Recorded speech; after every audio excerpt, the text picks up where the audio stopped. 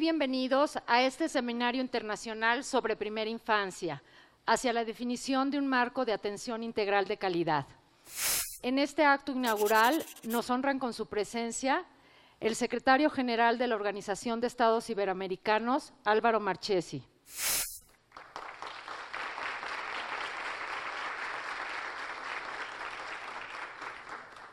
La subsecretaria de Educación Básica del Gobierno Federal, la maestra Alba Martínez Olivé.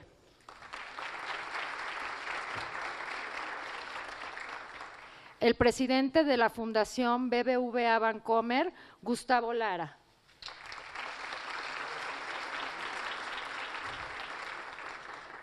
La presidenta de la Fundación Carlos Slim para la Educación Inicial, Joan Slim.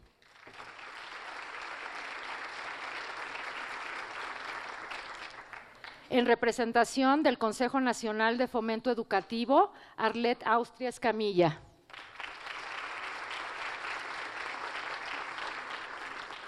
Y el director de la Organización de Estados Iberoamericanos en México, Rafael Freire Martínez.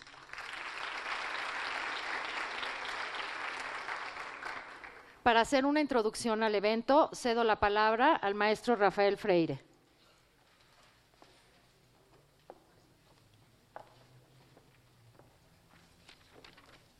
Muy buenos días a todas y a todos ustedes. Muchísimas gracias por estar aquí. Muchísimas gracias a todos los compañeros del Presidium, que sin ellos no hubiese sido posible llevar a cabo este acto. Sin duda, en México, la primera infancia tiene una connotación especial y por eso la Organización de Estados Iberoamericanos y en especial la Organización de Estados Iberoamericanos en México estamos de fiesta. Estamos de fiesta porque a 3 meses de haber iniciado el actual gobierno federal, contamos con una reforma educativa. Y esta reforma educativa es la primera vez que pone no solamente a la educación en primer plano, sino en la agenda de país. El sistema educativo nacional ha tenido una de las transformaciones más importantes que yo creo que se hayan presentado en los 93 años de historia de la Secretaría. En ese tenor, pues yo celebro mucho que, habiendo sido parte de la Secretaría de Educación Pública por más de 18 años, podamos hablar hoy de un tema que está en la agenda y que aprovechamos hoy o perdemos para siempre. Invertir en los niños de 0 a 6 años a nivel internacional en México. Hablamos de los niños de 0 a 3, pues la educación preescolar es obligatoria. Nos pone una tónica en donde lo que hagamos por estos niños y niñas hoy es algo que es inédito en el desarrollo de los mismos. Invertir en ellos, según un dato que nos proporciona UNICEF, nos da una rentabilidad de 1 por $8. Es algo que creo que debemos de tomar en cuenta y que verlo con un enfoque integral nos hace ponernos en una brújula en donde todos, gobierno federal, gobiernos estatales, municipales, organismos internacionales y la sociedad civil estamos comprometidos. Y bueno, creo que el hecho de que hoy estemos aquí, que estemos convocados a pesar del tráfico, nos pone en una condición en donde pues no solamente el gobierno, sino todos los actores sociales somos copartícipes de las nuevas generaciones, en donde realmente si invertimos en ese desarrollo psicoafectivo, psicosocial, cognitivo que se genera en esa etapa etaria de los 0 a 3 años, en el futuro tendremos generaciones de mejores mexicanos. Quisiera agradecer muchísimo a todos, pero en especial a la subsecretaria Alba Martínez y a nuestra amiga Joan Slim, que sin su generosidad esto no hubiera sido posible.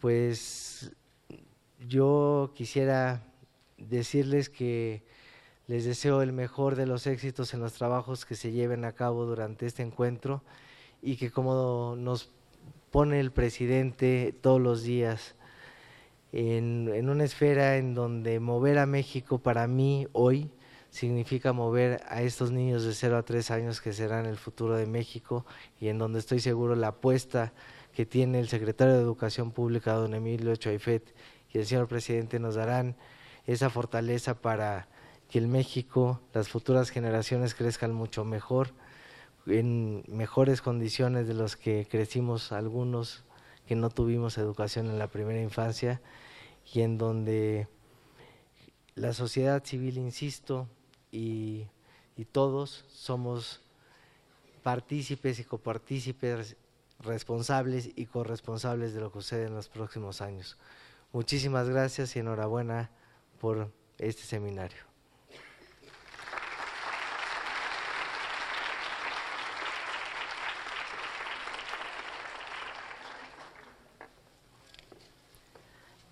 Muchas gracias, maestro Freire. Escuchemos ahora el mensaje del secretario general de la Organización de Estados Iberoamericanos, Álvaro Marchesi.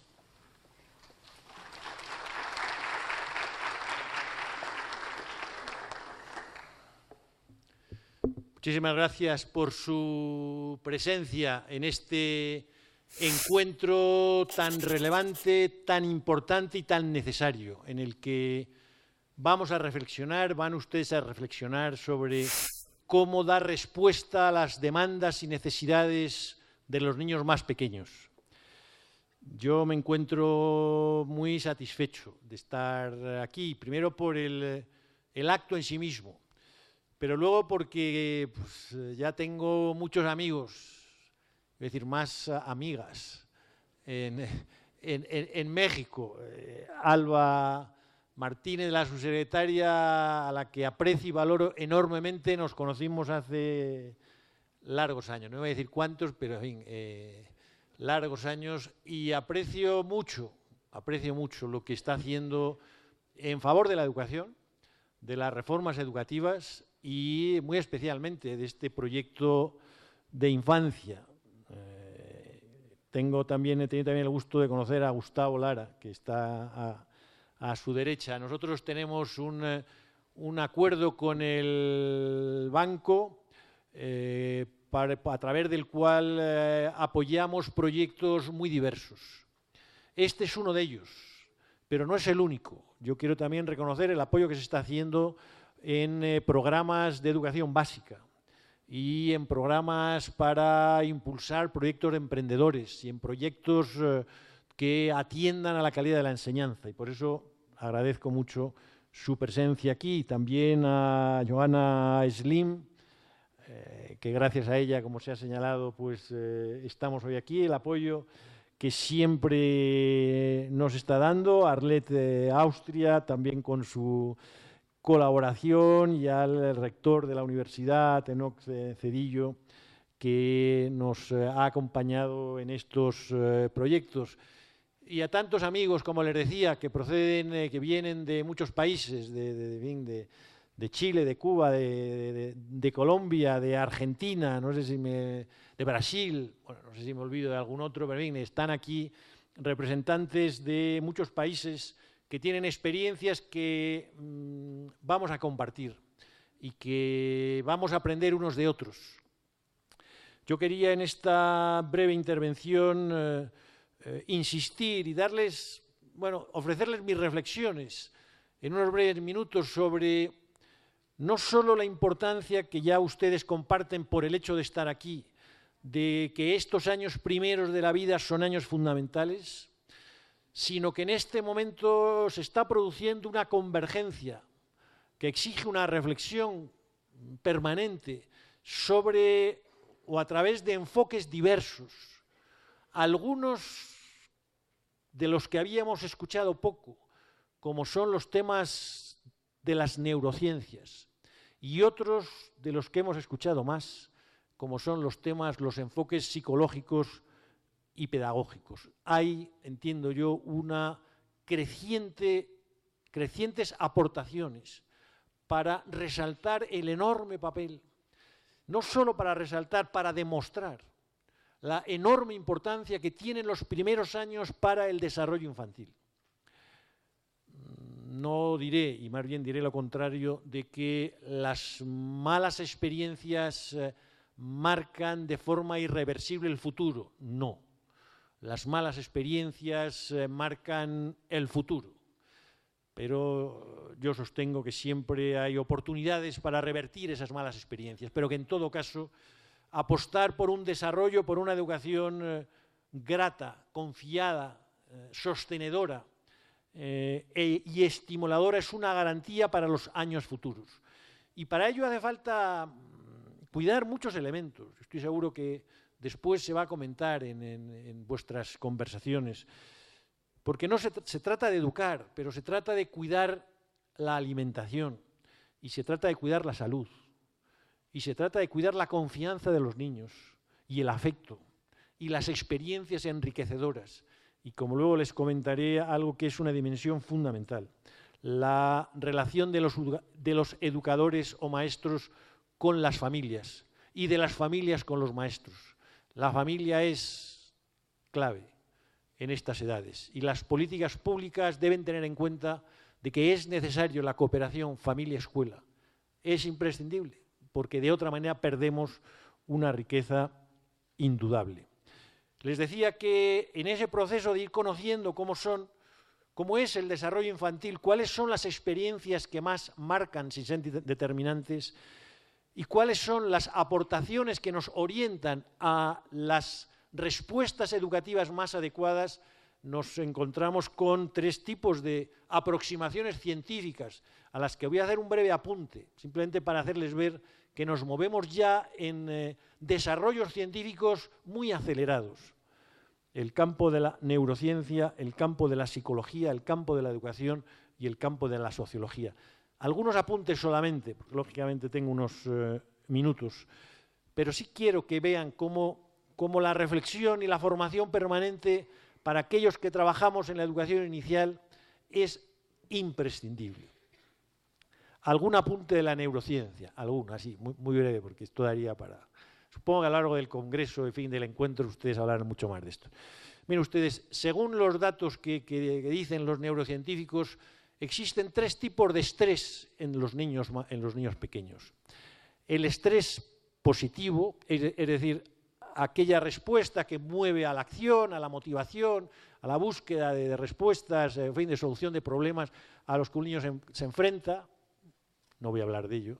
Segundo, el estrés que llaman contenido, es decir, aquel estrés más grave pero que encuentre un adulto que ayude a resolverlo.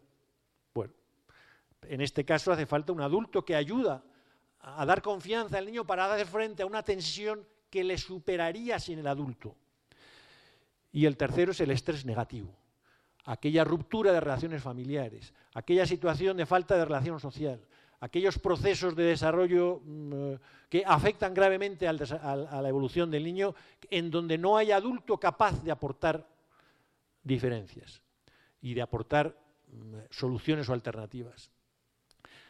Bueno, ¿qué dice la neurociencia? Sé que voy a ser muy sintético, pues lo que dice es que el estrés negativo, en concreto, cuando las tensiones familiares son muy profundas en los niños, eso genera un tipo de cambio hormonal, en este caso el cortisol, que supone el incremento excesivo de una hormona que genera una influencia negativa en una de las estructuras cerebrales, en concreto el hipocampo, que daña la función ejecutiva de los niños. Es decir, que por la vía de un conflicto familiar importante nos encontramos que hay determinados elementos neurológicos que están afectados. Lo digo como un dato, pero es decir, que cuando uno percibe de que por qué el conflicto infantil afecta seriamente a las estructuras neurológicas de los niños. He hablado de la función ejecutiva que es, y entro en ella, uno de los desarrollos más importantes de la psicología actual. Función ejecutiva entendida como la capacidad de planificación, de autorregulación, de anticipación y de equilibrio emocional de las personas, de los niños, a la hora de enfrentarse a las dificultades. Esta función ejecutiva, esta función de orientarse en la vida, de anticipar, que primero es externa, como bien saben ustedes, primero el niño se dice, tengo que ir, en fin, tengo que ir a por la pala, y lo dice verbalmente y luego interioriza, en fin, etcétera. Tiene una relación muy importante con otro de las aportaciones de la psicología, y es el análisis de lo que llamamos, en fin, la teoría de la mente. Es decir, la capacidad de las personas de darse cuenta de que los otros también tienen mente y que por tanto tienen intenciones, y en consecuencia que hay que contar con las intenciones de los otros, y en ese proceso se genera la interacción grata o a veces un poco conflictiva de que los otros también tienen intenciones a las que hay que compartir, y por tanto la riqueza de un niño en el mundo emocional es su empatía hacia las intenciones de los otros y hacia el conocimiento de las intenciones de los otros.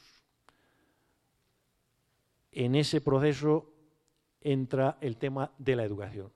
Y si esto es así, ¿qué tipo de retos ¿a qué tipo de retos nos enfrentamos en el campo educativo? Pues yo diferenciaría dos fundamentales: uno, en el ámbito de la familia; dos, en el ámbito de la escuela.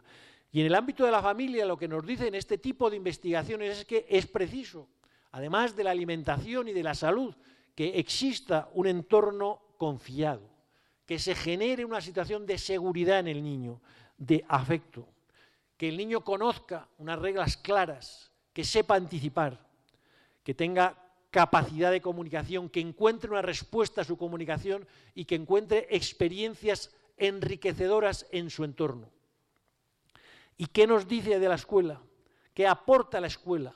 Por una parte, la necesidad de esas experiencias enriquecedoras, la necesidad de que la escuela se plantee atender fundamentalmente a los niños para que vayan un poco más allá de lo que ellos están haciendo.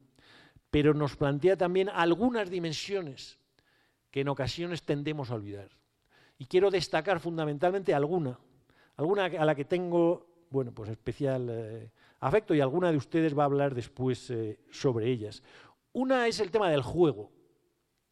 El juego simbólico y el juego social es uno de los elementos, una de las etapas fundamentales de tomar conciencia del cambio de significado de los objetos y del papel en el juego del otro, y de, por tanto, de asumir las normas que permiten pues que uno no tome el balón con la mano y lo meta en la portería contraria, por hacer un símil del Mundial, que espero que ustedes a las 2 mañana, hora clave en nuestra vida, puedan estar asistiendo al partido de fútbol.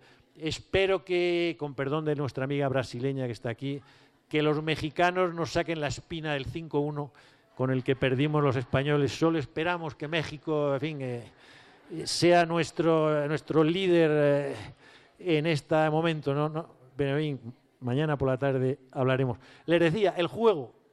Por tanto, el cuidado del juego no es simplemente para que el niño se divierta, que sí, sino para que establezca los procesos de interactivos y de anticipación y de regulación emocional y de reglas que son garantía del desarrollo de esa función ejecutiva a la que hacía mención anteriormente. Pero luego hay otros elementos fundamentalmente vinculados con la educación artística. Yo reconozco que soy un defensor firme del arte, de la música y del teatro en las etapas infantiles. Mañana creo que Patricia Sarlé, que anda por aquí, que no sé por dónde anda, presentará uno de nuestros libros que hemos editado conjuntamente sobre educación artística e infancia. Bueno, pero la pregunta es, ¿por qué es tan importante? Es importante, pero ¿por qué? Pues miren ustedes, porque el teatro, pongo el ejemplo del teatro porque no me puedo extender, el teatro permite que un alumno, que un niño, se ponga en el punto de vista de los otros y asuma, por tanto, que hay intenciones y personajes distintos al suyo, que él es Juan Pérez, o como se llame, pero puede ser otro actuando en el teatro, y eso es lo que le da la perspectiva, no solo de la representación ante los otros, sino la perspectiva de que hay otros que él puede asumir. Bueno, pues eso es una parte fundamental de la teoría de la mente, es una parte fundamental de la empatía con los otros, es una parte fundamental del desarrollo cognitivo y ejecutivo de los niños. El teatro es un factor de primer orden para el desarrollo infantil. Y les cuento lo del teatro porque en el mes de agosto a finales de agosto, gracias a la Secretaría de Educación Pública y a Conaculta y con el apoyo de la OI, vamos a organizar un festival de teatro para niños y jóvenes, infantil y juvenil. Bueno, los actores son adultos, pero orientado a los niños pequeños, en donde van a participar compañías que vienen de todos los países iberoamericanos. Un trabajo sumamente complicado. Aquí Rafael, el que tengo a mí, en fin, el director de la oficina, coordina aquel lío monumental, Laura de la OI coordina también el lío monumental, y en fin, y otras muchas personas, Patricia, que no está ahora aquí, en fin, lógicamente Conaculta. Pero ahí tienen usted, habrá una muestra enormemente importante de lo que es el teatro, del valor. El mensaje es el valor del teatro para los niños pequeños. Y termino. En resumen, yo les enviaría 3 o 4 mensajes finales. 1. Las experiencias, la oferta de educación infantil, por lo que acabo de señalar, debe tener prioridad fundamental, sobre todo en aquellos colectivos más vulnerables. ¿Por qué? Porque es la manera de revertir otras situaciones o de equilibrar otras situaciones. Segundo, la educación infantil necesita la conexión, la relación estrecha con la familia. Tercero, la educación infantil necesita fortalecer la formación de los maestros y de los educadores, garantizar